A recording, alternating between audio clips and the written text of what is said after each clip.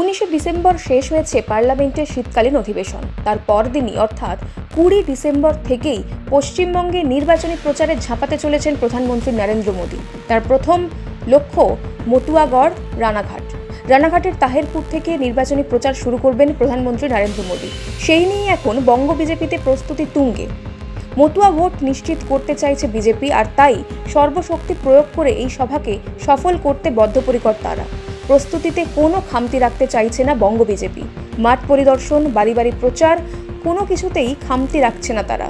রাজ্য বিজেপি সভাপতি নিজে সবটা তদারকি করছেন।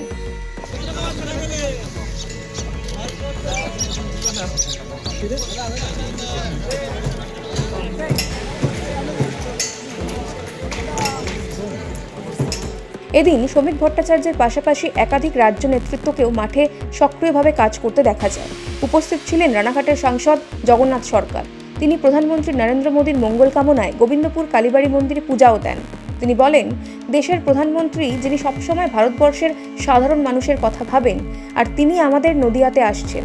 আর এই নদিয়া শ্রী চৈতন্যের জেলা।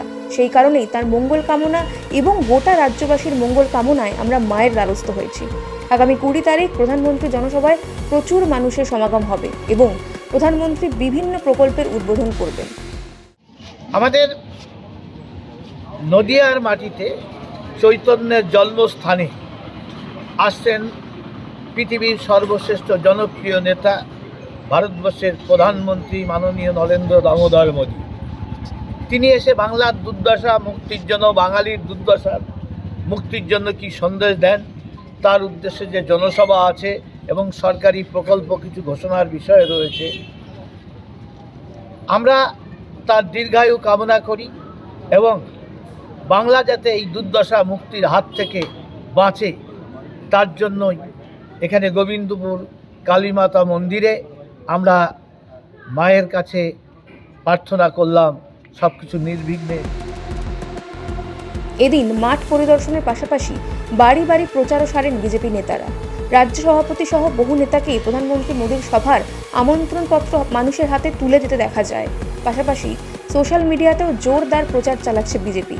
বিভিন্ন ছোট ছোট ভিডিও তারা শেয়ার করছে, যেখানে দেখা যাচ্ছে তাহেরপুরের মানুষজন ভীষণ খুশি প্রধানমন্ত্রী তাদের এলাকায় আসছেন বলে।